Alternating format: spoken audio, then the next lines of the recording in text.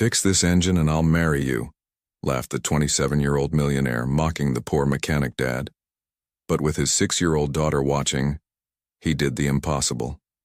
Just before the story starts, wherever you are on your journey, consider this your sign to keep going. The metallic screech of the Bugatti Chiron grinding to a halt outside Mike's auto repair shattered the peaceful Saturday morning. Mike Thompson wiped his grease-stained hands on his coveralls, squinting through the dusty window at the sleek machine that had no business being in this part of Chicago. Beside him, 6-year-old Emma perched on a stack of tires, her small hands clutching a wrench she'd been practicing with all morning. "Daddy, that car sounds really sick," Emma observed with the seriousness only a child could muster about a $3 million vehicle. Mike couldn't help but smile at his daughter's diagnosis. "Yeah, sweetheart, it does." He stepped outside, Emma trailing behind him like a tiny shadow in her miniature coveralls he'd sewn patches on just last week. The driver's door opened with surgical precision, and out stepped a woman who looked like she'd been sculpted from marble and dressed by angels. Victoria Sterling, 27 years old, CEO of Sterling Industries, and according to Forbes, the youngest self-made billionaire in America. Her platinum blonde hair caught the morning sun as she surveyed the modest shop with barely concealed disdain. "You're Mike Thompson?" Her voice carried the kind of authority that made board members tremble. "That's me." Mike straightened his shoulders, acutely aware of the oil stains on his clothes. "What can I do for you, Ms. Sterling?" "Victoria Sterling." She removed her designer sunglasses, revealing eyes the color of Arctic ice. "I need you to look at my engine." Emma peeked out from behind her father's legs, studying the woman with the unfettered curiosity of childhood. "Your car's making a bad noise in the engine. It's the pistons." Victoria's perfectly shaped eyebrow arched. "The pistons?" She looked down at Emma as if noticing her for the first time. "And what would a child know about Bugatti engines?" "Emma knows cars," Mike said quietly, his hand protectively touching his daughter's shoulder. "She's been helping me since she could hold a wrench." "Charming." The word dripped with sarcasm. Victoria's gaze swept over the shop, the cracked concrete floor, the ancient hydraulic lift, the calendar still showing March when it was already May. "I was told you're the best mechanic in Chicago. Though looking at this place, I'm beginning to doubt my sources." Mike felt heat rise in his neck but kept his voice level. "We may not look like much, but I can fix anything with an engine. Even a Bugatti." Victoria laughed, not a warm sound but sharp like breaking crystal. "This isn't just any Bugatti, Mr. Thompson. This is a specially modified Chiron with a prototype W16 engine. Only 3 exist in the world. The dealership said it's impossible to repair. Something about the custom titanium components being irreplaceable." "Nothing's impossible," Mike said, already moving toward the car. "Just difficult." "Daddy fixed a Ferrari once," Emma piped up, "with just a paper clip and some bubble gum." She paused. "Well, not really bubble gum, but he did use a paper clip for something." Victoria's lips twitched, almost a smile, but not quite. "How adorable." She turned back to Mike. "The dealership quoted me 3 months and $500,000 to import the parts from France. They say the entire engine block needs replacement." Mike popped the hood, and even he had to whistle at the complexity of what lay beneath. The engine was a work of art, all gleaming metal and precise engineering. But Emma was already pointing at the problem. "There, Daddy, see? The third piston's cracked and it's messing up the timing." Victoria stepped closer, her expensive perfume mixing oddly with the shop's familiar scents of motor oil and metal. "Your daughter claims to see the problem already?" "Emma's special," Mike said simply, his trained eye confirming what his daughter had spotted instantly. "She sees patterns others miss." "Special?" Victoria repeated the word like she was tasting something foreign. "Well then, Mr. Thompson, since you and your special daughter seem so confident, let me make you a proposition." She leaned against her car, a predator's smile playing at her lips. "Fix this engine. Really fix it, not some temporary patch job, and I'll pay you $1 million. Mike's hand stilled on the engine. $1 million. That would mean Emma could go to any school she wanted. They could move out of the cramped apartment above the shop. He could stop working 18-hour days just to make ends meet. That's Generous, he managed. I'm not finished. Victoria's smile widened. Fix it within 1 week, and I'll double it. $2 million. Emma tugged on her father's coveralls. Daddy, she's not telling us something. Mike glanced down at his daughter, then back at Victoria, who was watching them with an unreadable expression. What's the catch? Catch? Victoria laughed again, that same crystalline sound. Oh, Mr. Thompson, the catch is that it's impossible. The dealership has the only parts in existence locked in their vault in France. The engine requires specialized tools that cost more than your shop is worth. And even if you had everything you needed, the calibration alone would take a team of engineers weeks to complete. She pushed off from the car and walked closer, her heels clicking on the concrete. But since you say nothing's impossible, let's make it interesting. Fix this engine in 1 week and I'll marry you. The shop fell silent except for the distant hum of traffic. Mike stared at her, certain he'd misheard. Excuse me? You heard me.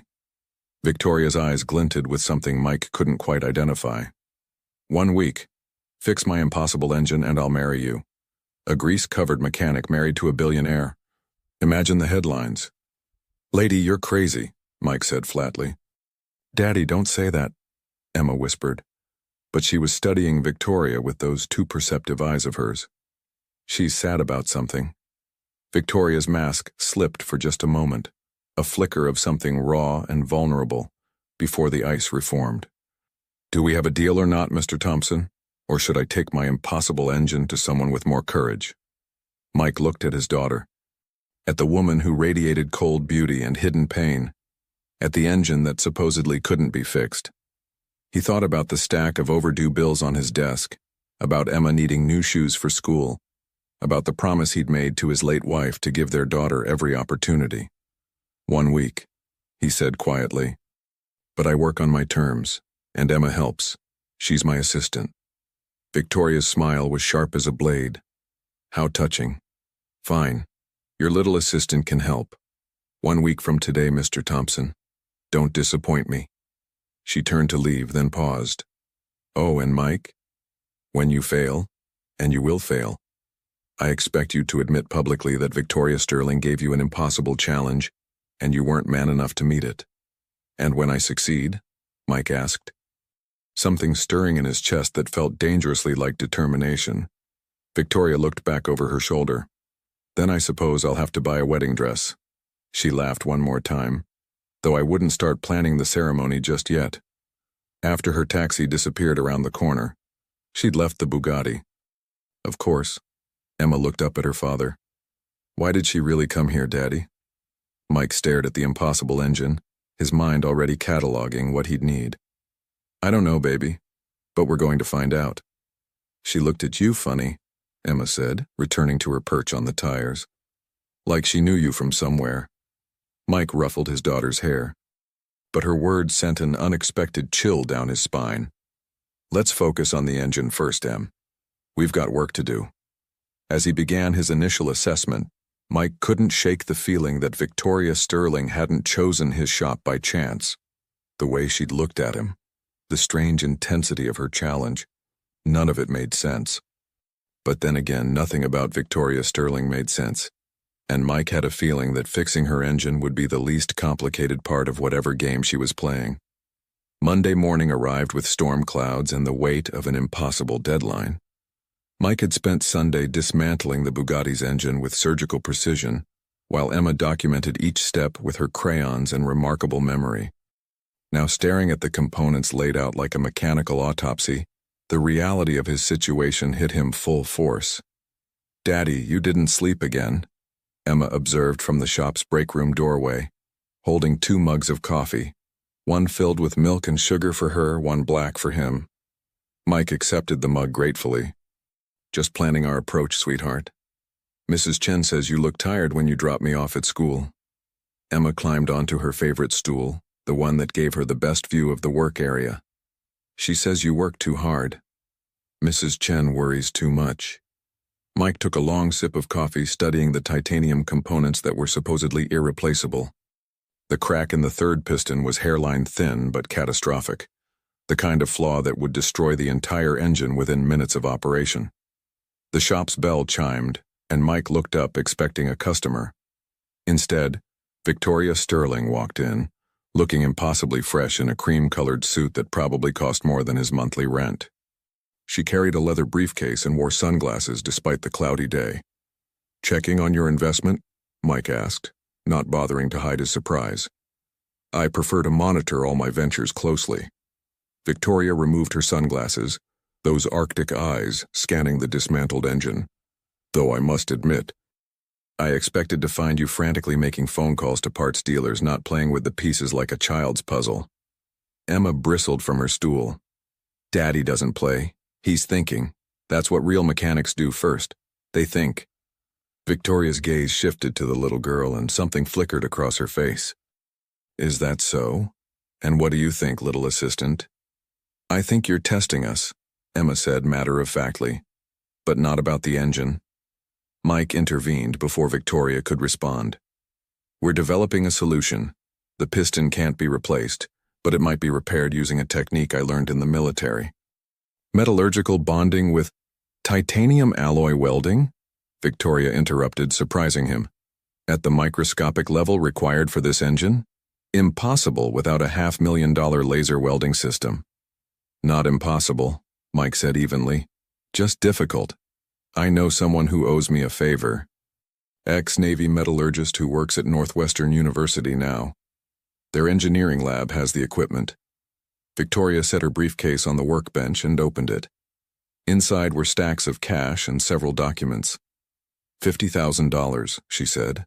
"For expenses. Receipt everything. I want to know every penny spent on this fool's errand. I don't need your money to—" "Yes, you do." Her tone brooked no argument. "Pride won't fix my engine, Mr. Thompson. And despite what you think, I'm not here to humiliate you. I'm here because—" She paused, seeming to catch herself. "Because I made a wager, and I always see my wagers through." Emma slid off her stool and approached the workbench, studying Victoria with that unnerving intensity of hers. "You have a scar on your hand, it's old." Victoria's left hand involuntarily closed, hiding the thin white line across her palm. "Observant little thing, aren't you?" "Daddy has one just like it," Emma continued, "from when he was little. He says he got it climbing a fence." The color drained from Victoria's face. Mike noticed her reaction but was distracted by his daughter's words. He did have a scar like that, from when he was maybe 7 or 8. He'd been running from something. The memory was fuzzy, like many from his childhood before the foster system. "Lots of people have scars," Victoria said, her voice oddly strained.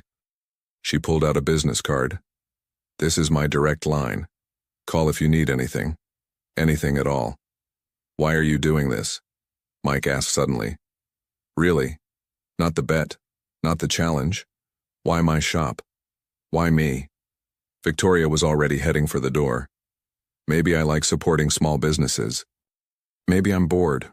Or maybe—" She paused at the threshold, not looking back. "Maybe I believe in impossible things." After she left, Emma returned to her stool, picking up her crayon. "She's lying about something big, Daddy." "I know, baby." Mike studied the business card. Elegant, minimalist, with just her name and number. "But right now we need to focus on this engine." They worked steadily through the morning. Mike's contact at Northwestern agreed to help, intrigued by the challenge. The titanium welding would be delicate work, requiring precision at the molecular level. One mistake and the piston would shatter completely. Around noon, while Emma was at school, Mike's phone rang. The number was unfamiliar. "Mr. Thompson, this is Dr. Sarah Chen from Chicago Presbyterian.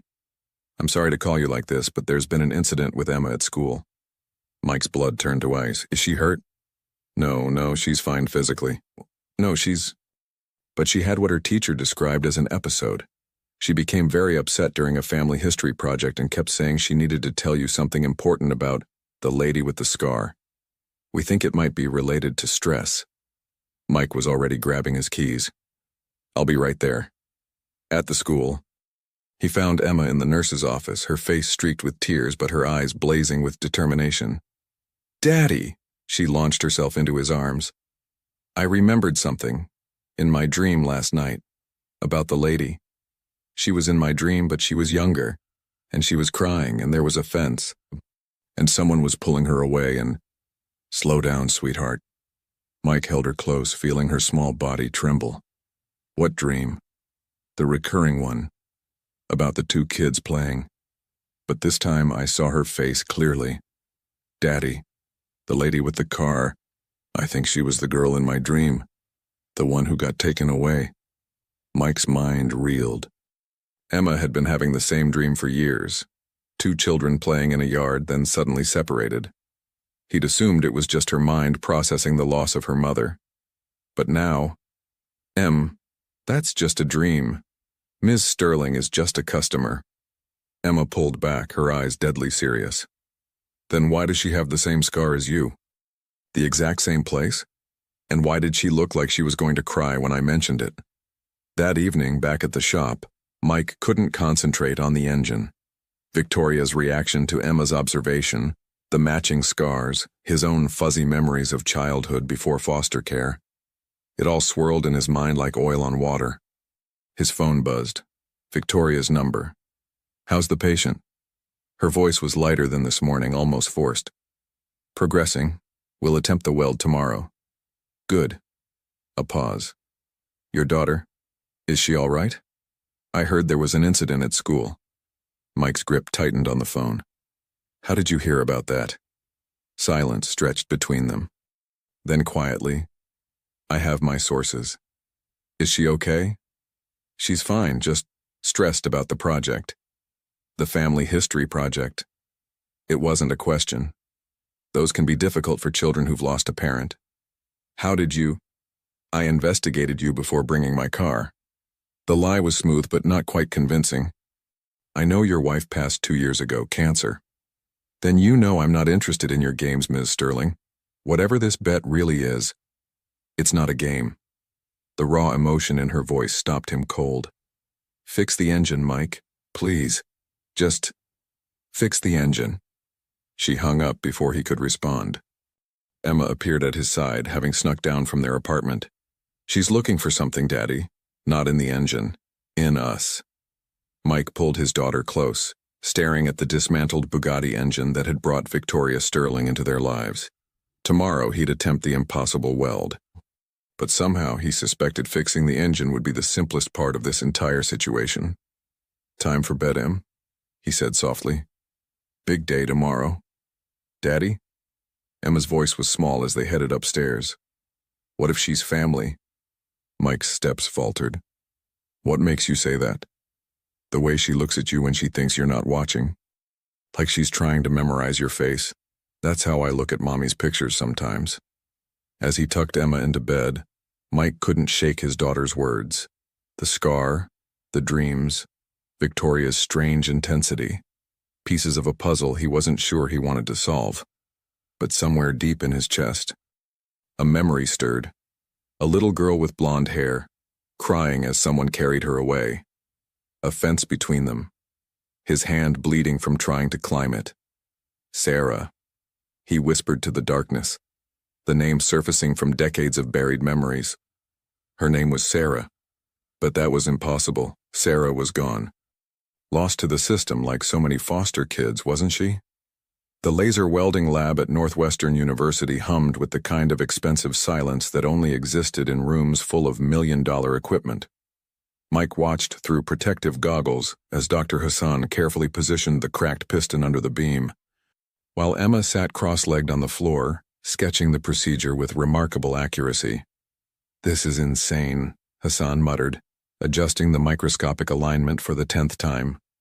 1 micron off and the entire piece becomes very expensive scrap metal. You've done harder things, Mike reminded him. Remember that submarine component in '09? That wasn't made of experimental titanium alloy that apparently doesn't officially exist. Hassan glanced at the specifications Victoria had provided. Where did you say this engine came from? I didn't. Mike kept his eyes on the monitor showing the magnified view of the crack. Can you do it or not? Oh, I can do it. The question is whether I should. This kind of precision welding, Mike, this is aerospace level work. Who owns this car? Emma looked up from her drawing. A sad lady who's looking for her brother. Both men turned to stare at her. Mike's heart skipped a beat. Emma, what did you just say? That's what she's doing, isn't it? Emma continued sketching as if she hadn't just dropped a bombshell. She has the same scar as you. She knew exactly which shop to come to, and yesterday when she called, I heard other cars in the background, but she was pretending to be in her office. Hassan raised an eyebrow. Your kid's scary smart, Mike. Yeah, Mike said quietly, his mind racing. She gets that from her mother. The welding took 3 hours. 3 hours of microscopic adjustments, careful temperature control, and Hassan muttering in 3 different languages. Emma never moved from her spot, documenting everything with the focused intensity of someone 3 times her age. When it was finally done, Hassan pulled off his goggles and slumped in his chair. That's either the best work I've ever done, or the most expensive mistake of my career. Mike examined the weld under the microscope. The repair was invisible to the naked eye. The molecular structure reformed seamlessly. It's perfect. Thanks, Hassan. I owe you. You owe me more than a favor for this. Hassan started shutting down the equipment. You owe me an explanation when you figure out what's really going on. They were carefully packing the repaired piston when Mike's phone rang. Victoria. Progress report? Her voice was strangely tense. The piston is repaired. We'll start reassembly tomorrow. Already? Genuine surprise colored her tone. The dealership said, never mind what they said. You actually fixed it? That was the deal, wasn't it? A long pause, then. I'm coming to see it. Don't leave the lab. We're at Northwestern, not the shop. I know where you are. She hung up. Hassan looked at Mike. She knows where you are? Mike, what have you gotten yourself into? Before Mike could answer, Emma stood up suddenly. She's scared, the little girl announced. That's why she's coming. She's scared we fixed it. 20 minutes later, Victoria Sterling swept into the lab like a force of nature. She was dressed more casually than Mike had ever seen her, designer jeans and a silk blouse, but there was something wild in her eyes. Show me, she demanded. Hassan, ever the professional, set up the microscope. Victoria studied the repaired piston for a long time, her knuckles white as she gripped the table. Impossible, she whispered. They said it couldn't be done. The molecular structure, the alloy composition. Nothing's impossible, Emma piped up. Daddy taught me that. He learned it from someone when he was little. Victoria's head snapped up. Who? Who taught him that? Mike felt the air shift in the room, charged with something he couldn't name. I don't remember. Foster care was a long time ago. Foster care. Victoria repeated the words like they were poison. Of course. They said you were adopted. Happy family, good life. Her laugh was bitter. They lied about that too. Lady, what are you talking about? Hassan demanded, but Mike held up a hand. Victoria. He said her name carefully, watching her flinch. Or should I say Sarah? The silence was deafening. Victoria, Sarah, stared at him with those Arctic blue eyes that suddenly, impossibly, filled with tears. You remember? The words were barely a whisper. Fragments, a fence, you crying, someone pulling you away while you screamed my name. Mike's own voice was rough. You called me Mikey. No one's called me that since I was adopted by the Sterlings when I was 8. Victoria sank into a chair, looking more vulnerable than he'd ever imagined she could. Rich family, no children of their own. They saw me at the group home, liked my blonde hair and blue eyes, said I'd fit right in with their country club life. Emma approached slowly, offering Victoria a tissue from her pocket. You're his sister. Foster's sister, Victoria corrected automatically, then shook her head. No, that's what they always said. Foster siblings, no real connection. But we knew better, didn't we, Mikey? We knew we were real family, even if we didn't share blood. The scar, Mike said, understanding flooding through him. We made a pact, cut our hands on that fence. Promised we'd find each other again. Blood oath of 7-year-olds. Victoria's smile was watery. You tried to climb the fence when they took me. Tore your hand open. I screamed so hard they had to sedate me. Hassan quietly ushered Emma out of the room, sensing this moment needed privacy. But Emma resisted at the door. That's why you made the bet, she said to Victoria. You didn't care about the engine, you just needed a reason to stay close until you could tell him the truth. Victoria nodded, unable to speak. Mike stood frozen, 25 years of buried memories cascading through his mind. Sarah, little Sarah with the stubborn chin and the fierce loyalty. Sarah who shared her cookies and defended him from bigger kids. Sarah who was ripped away from him in the worst day of his childhood.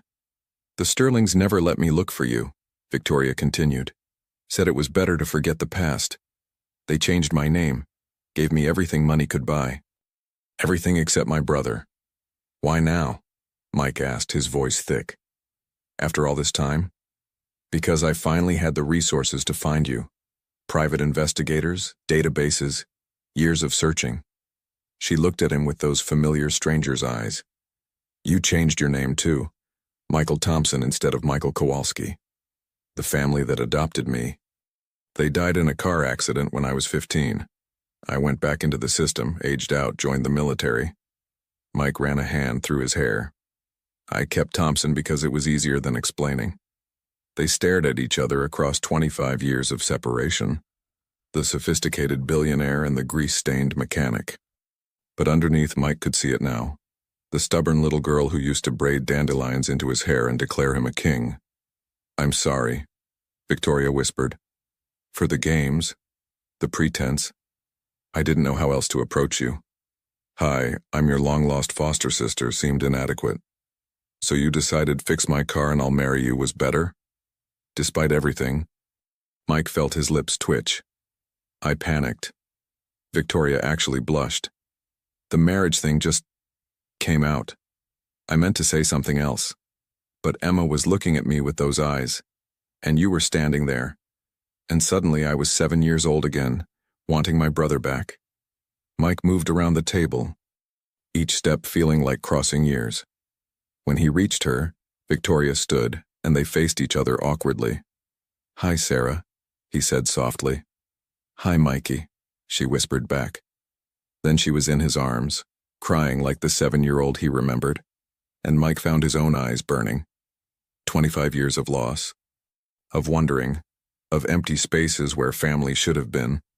All of it poured out in that sterile university lab. Hassan poked his head back in.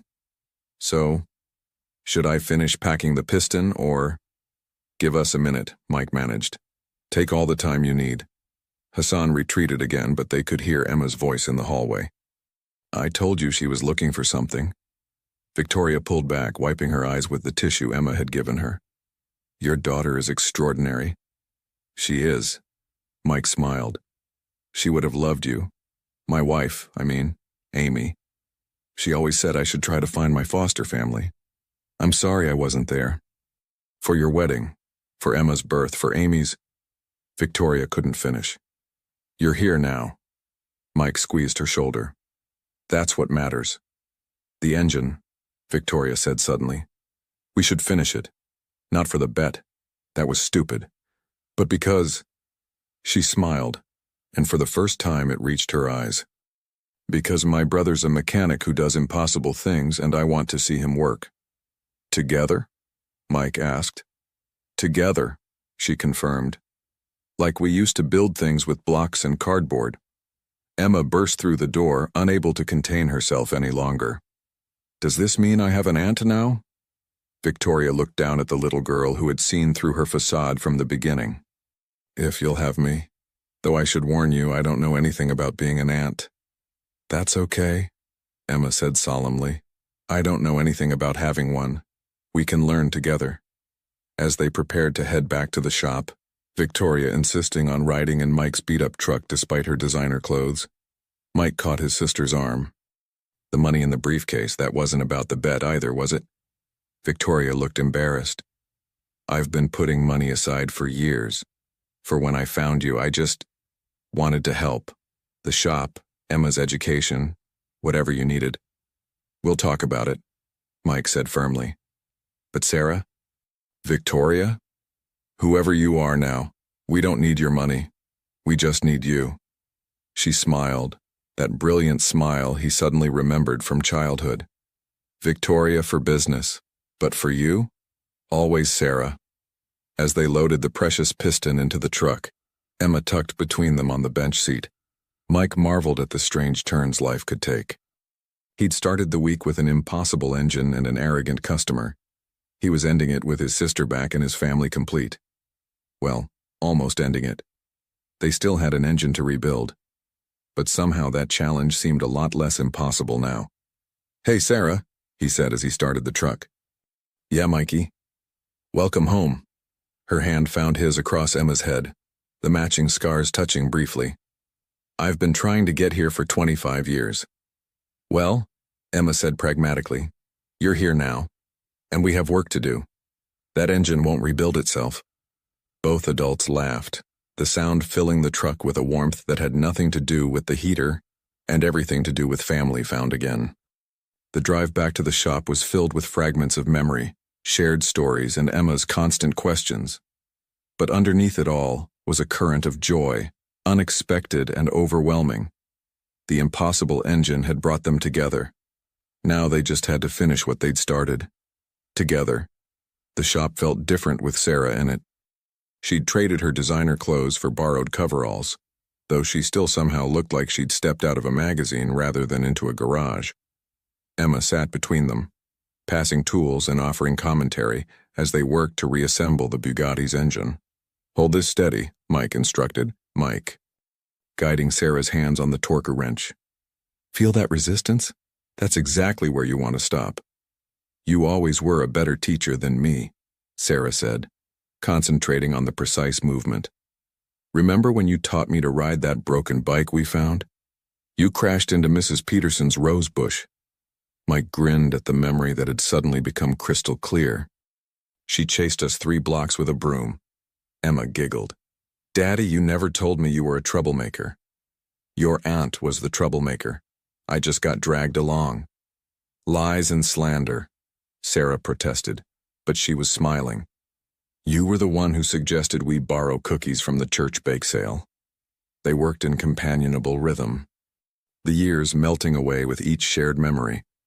But as the afternoon wore on, Mike noticed Sarah growing quieter, her movements more hesitant. What's wrong? He asked during a break, watching her stare at the partially assembled engine. Sarah twisted the wrench in her hands. There's more I need to tell you. About why I really came here. About the bet. Emma, perceptive as always, slid off her stool.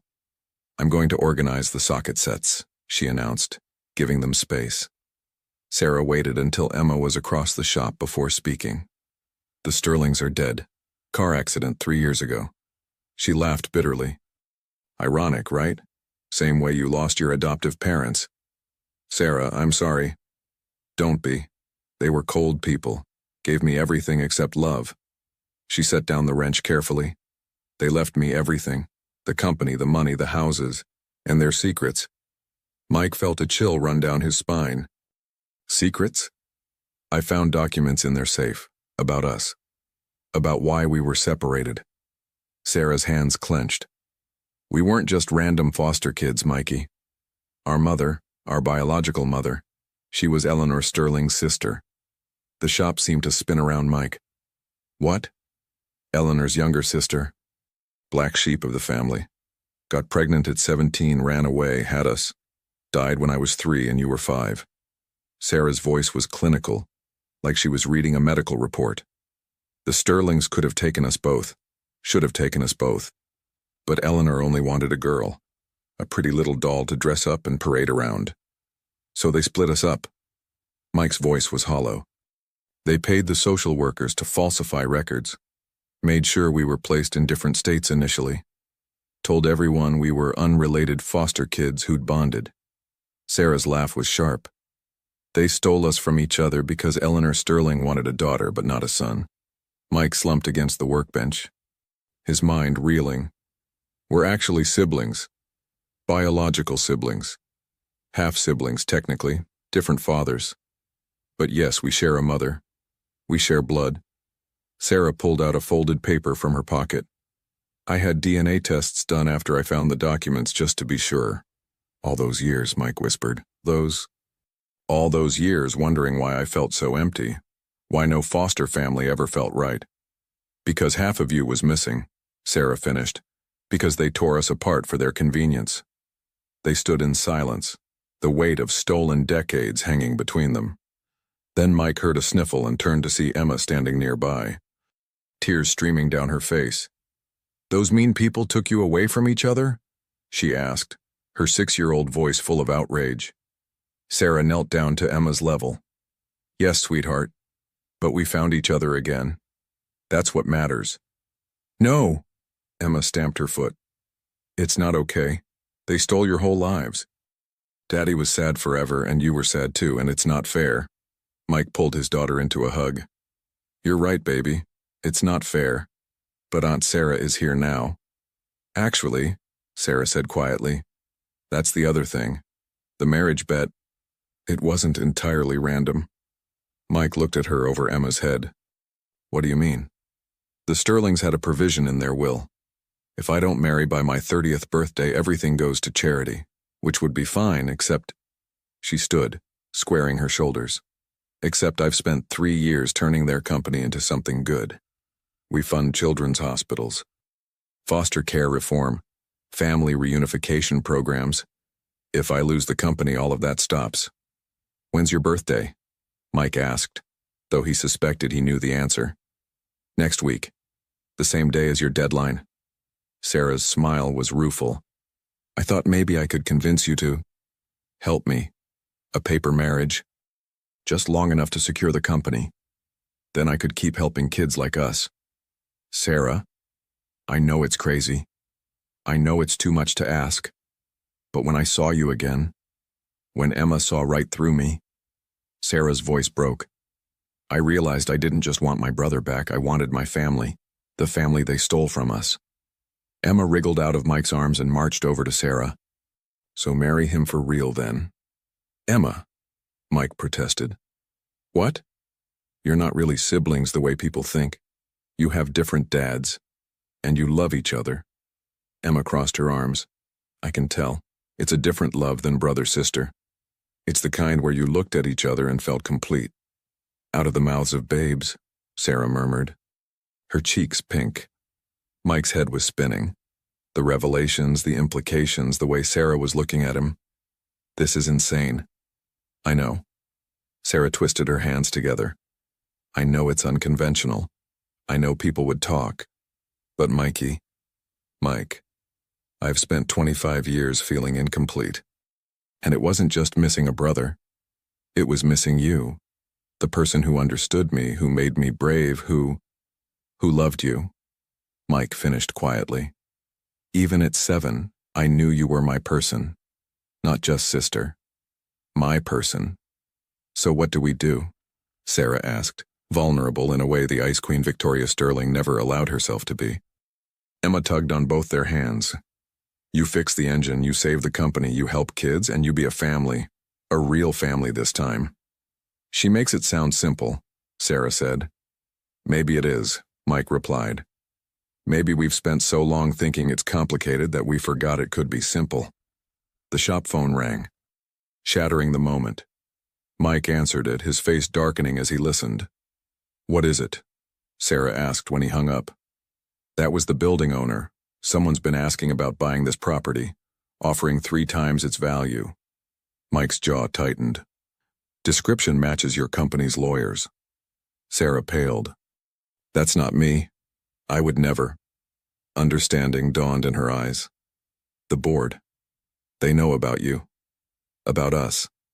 "What?" "Some of the Sterling Industries board members were Eleanor's friends. They never liked that I inherited. If they found out about you, about our connection..." Sarah grabbed her phone, dialing rapidly. "Marcus, it's Victoria. Who authorized inquiries into the Chicago property? What do you mean sealed vote? They can't do that without..." She listened, her face growing stonier.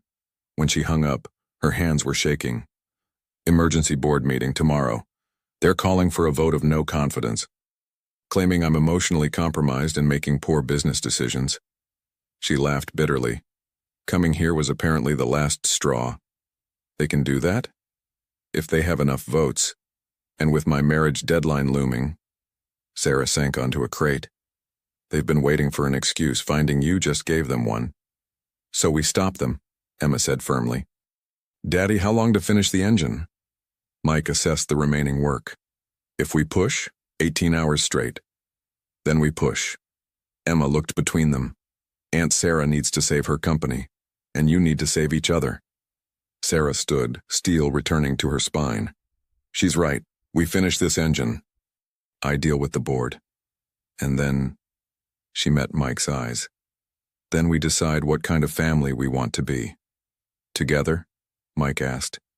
Together, Sarah confirmed. The way it should have been from the start. As they returned to work, the stakes had shifted. It wasn't just about an impossible engine anymore. It was about reclaiming what had been stolen from them. Not just their past, but their future too. Emma resumed her post, passing tools and humming softly. And if she noticed the way Mike and Sarah's hands lingered when they touched, or how they looked at each other when they thought no one was watching, she kept it to herself. Some truths were worth waiting for, and some families were worth fighting for. The engine waited patiently as they worked, its mechanical heart ready to beat again. Just like the human hearts in that shop, finally learning to beat in rhythm after 25 years of silence. Tuesday dawn broke gray and hostile, matching the atmosphere in the shop. They'd worked through the night, the engine nearly complete, when Sarah's phone erupted with calls. Board members, lawyers, reporters who'd somehow gotten wind of the story. She'd fielded them all with icy efficiency while her hands trembled on the torque wrench.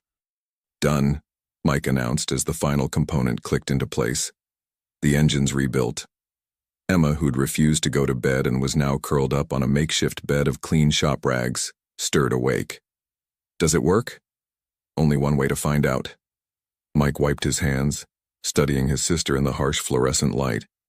She looked exhausted but determined, every inch the CEO except for the grease smudge on her cheek. Sarah checked her phone again. Board meeting in 3 hours. They've moved it up. Her jaw clenched. They think they've already won. Have they? Mike asked quietly. Not if I can help it. She looked at the completed engine. Start it up. I need to know we accomplished something real before I go to war. Mike slid into the Bugatti's driver's seat, the key heavy in his hand. Emma stood between them, one small hand on each of their shoulders. The engine turned over once, twice, then roared to life with a purr so perfect it brought tears to Sarah's eyes. You did it, she breathed. You actually did it. We did it, Mike corrected, but Sarah was already stepping back, transformation happening before their eyes. The vulnerable woman who'd shared memories all night vanished, replaced by Victoria Sterling, corporate warrior. I need to go, she said. Voice clipped. The board. Sarah. Mike caught her arm. Whatever happens there, you have us now. You have family. For a moment, her mask slipped. Do I? Because in 3 hours I might just be unemployed Sarah Kowalski again. No money, no power, no way to help all those kids. Then you'll be unemployed Sarah Kowalski with a brother who fixes impossible things and a niece who sees straight into people's hearts. Mike squeezed her shoulder. That's worth more than any company. Emma tugged on Sarah's coveralls. And if you need to get married to save the company, Daddy's right here. Emma, Mike protested, but his daughter continued earnestly. It's logical. You love each other. Not brother-sister love, but real love. I can see it. You fit together like puzzle pieces. She looked between them with those two wise eyes. Sometimes families find each other in different ways. Sarah knelt down, cupping Emma's face gently. You beautiful, brilliant girl. How did you get so smart? From my mom, and from watching Daddy fix broken things. Emma smiled. You're both broken from being apart, so fix it. Sarah's phone buzzed. Her car was here. She stood, shedding the coveralls to reveal the power suit beneath.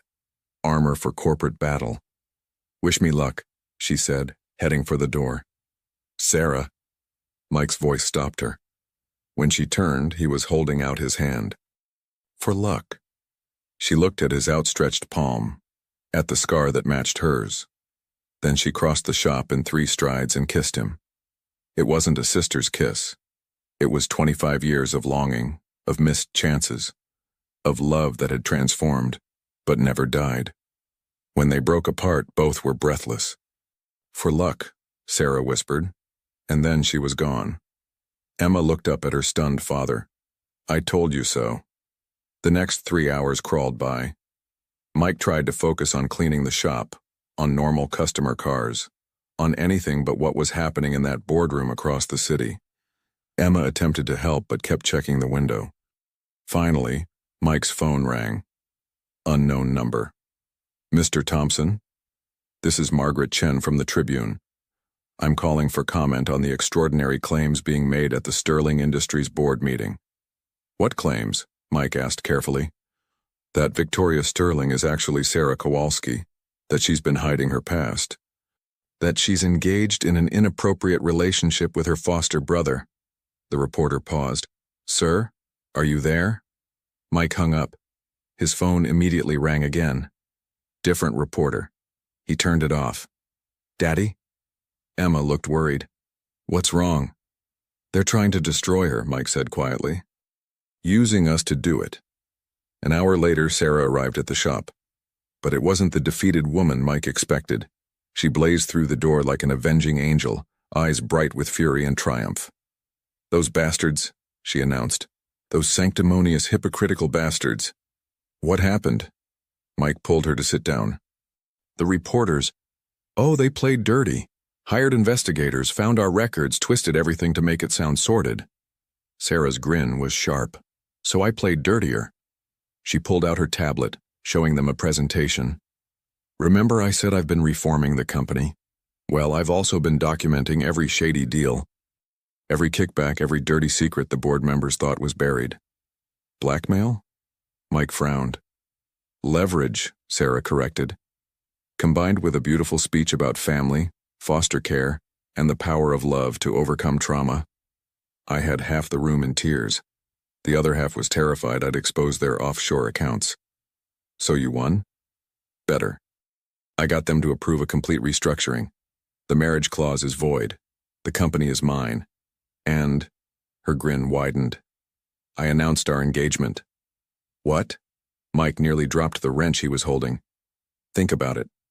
Former foster siblings torn apart by the system, reunited after 25 years and falling in love? It's a PR dream. The stock price jumped 12% in an hour. Sarah, you can't just... Can't I? She stood, pacing the shop with manic energy. They wanted to use our story against me, so I owned it, controlled the narrative. Tomorrow's headlines will be about love conquering adversity, not scandal. Emma watched her aunt with concern. You're scared again. Sarah stopped pacing. What? You're talking fast and moving around because you're scared. You did a big brave thing, but now you don't know what happens next. Emma tilted her head. It's okay to be scared. Daddy was scared when he kissed you too. I was not, Mike started. Your hands were shaking, Emma pointed out. But you did it anyway. That's what brave is.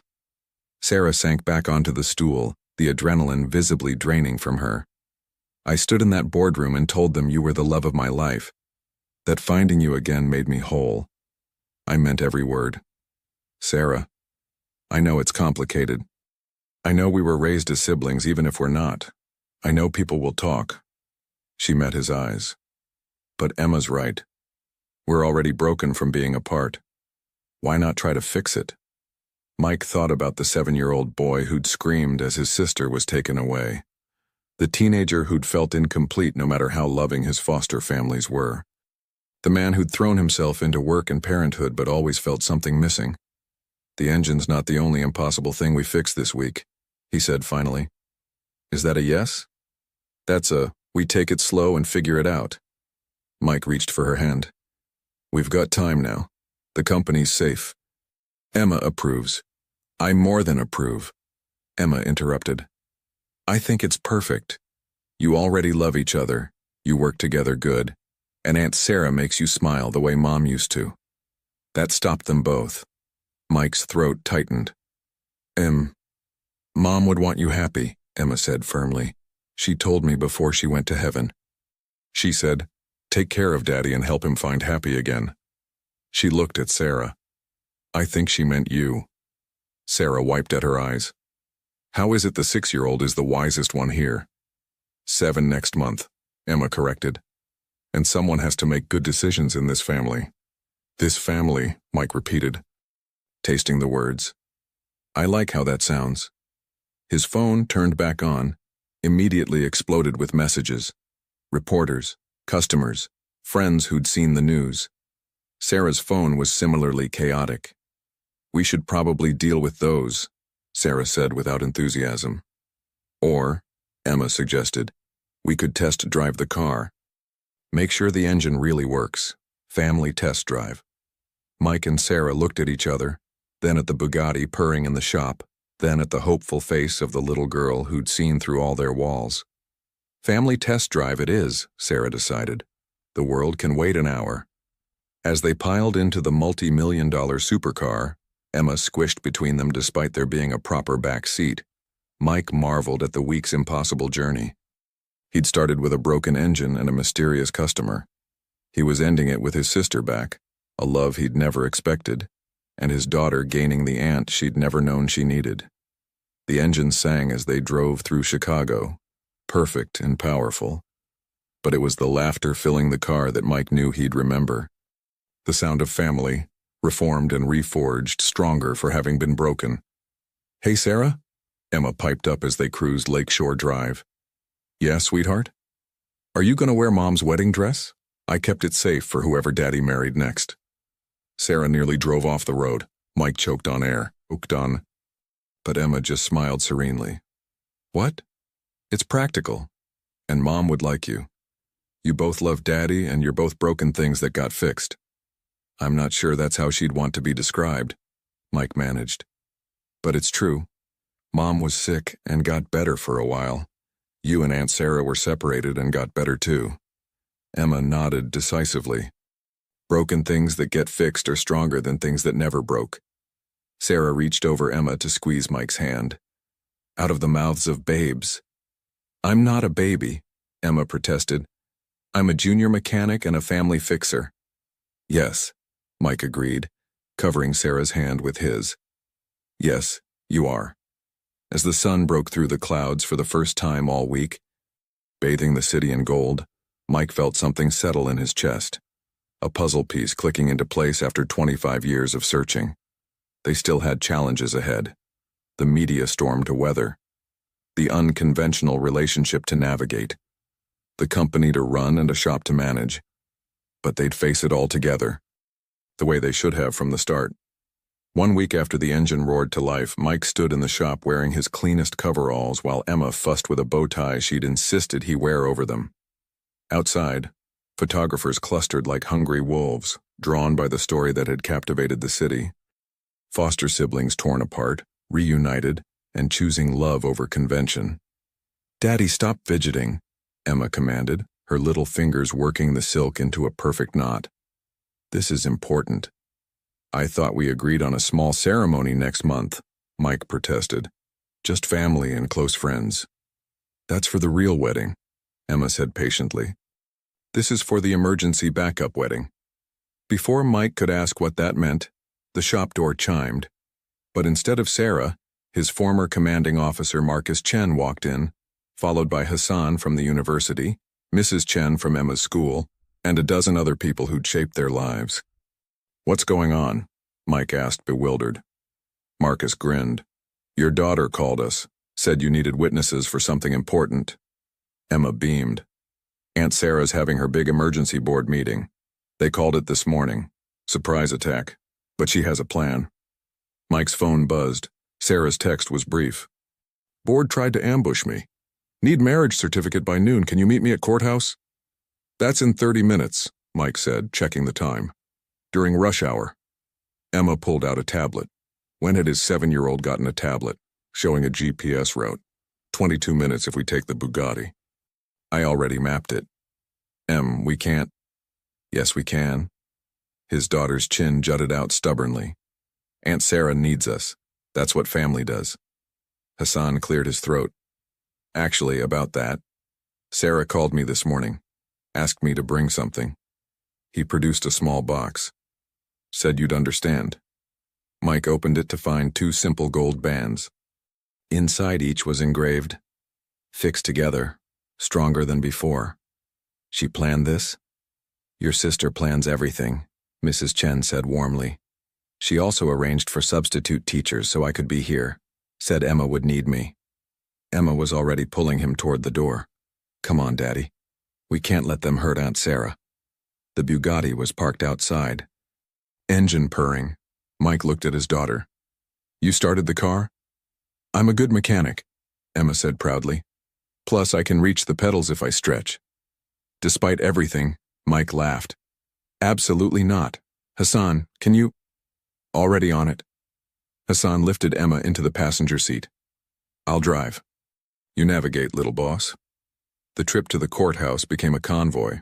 Marcus following in his truck, Mrs. Chen coordinating others by phone, and Emma directing Hassan with the focus of a NASCAR pit chief. Mike tried calling Sarah, but her phone went straight to voicemail. She's in the meeting, Emma explained. The mean board members called it during her scheduled courthouse time.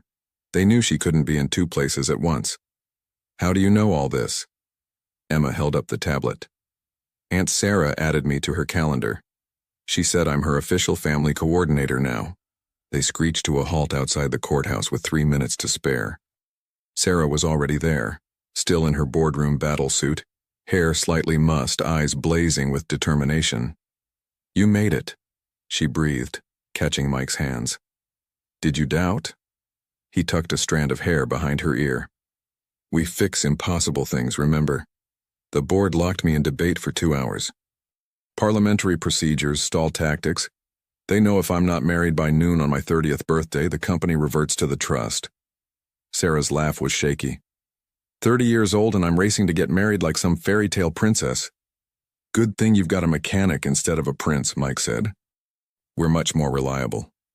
Judge Patricia Reeves, an old friend of the Chens, was waiting in her chambers. The ceremony was swift but somehow perfect. Emma as flower girl scattering dandelion petals she'd picked that morning, Hassan and Marcus as witnesses, Mrs. Chen crying happily in the corner. Do you, Sarah Victoria Sterling Kowalski, take this man to be your husband? Judge Reeves asked, a knowing smile on her face. I do. Sarah's voice was strong, her eyes locked on Mike's. I've been waiting 25 years to be his family again. I'm not waiting another minute. Do you, Michael Anthony Thompson Kowalski, take this woman to be your wife? Mike thought about the journey that had brought them here, the fence that separated them, the years of searching without knowing what was missing, the week that had changed everything. I do.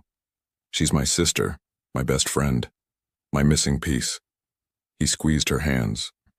My wife. About time, Emma cheered, making everyone laugh. Then by the power vested in me by the state of Illinois, I pronounce you husband and wife. Judge Reeves grinned. Kiss your bride, Mr. Kowalski. The kiss was sweet, tender, and interrupted by Mike's phone buzzing insistently. Sarah's too. Ignore it, Mike murmured against her lips. Can't. But Sarah was smiling as she pulled back to check her messages. The board will want proof. Oh. Her face transformed with unholy glee. They're conceding.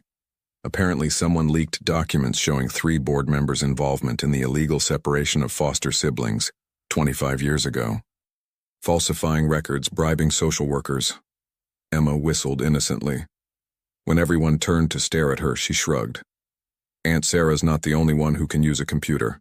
Uncle Hassan taught me about data recovery last night. I taught her basic coding, Hassan protested.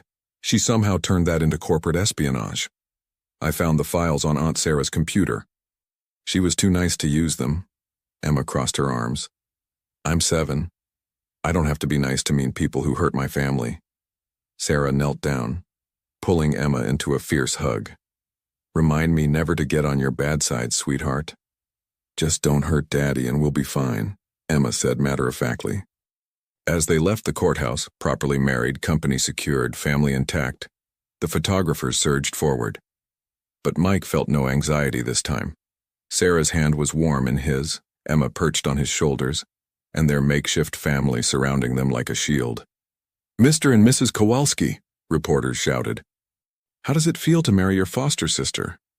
Sarah stepped forward, every inch the CEO, even in a rushed wedding with dandelion petals in her hair. "It feels like coming home. Mike and I were separated by a system that prioritized paperwork over children's hearts. We've spent 25 years apart because of adult decisions that ignored our bond." She looked up at Mike and Emma. "But love finds a way. Family finds a way. And sometimes the most broken things become the strongest when they're properly repaired." "What about those who say your relationship is inappropriate?" another reporter called. This time Mike answered, "We're not biological siblings. We were two traumatized kids who found safety in each other.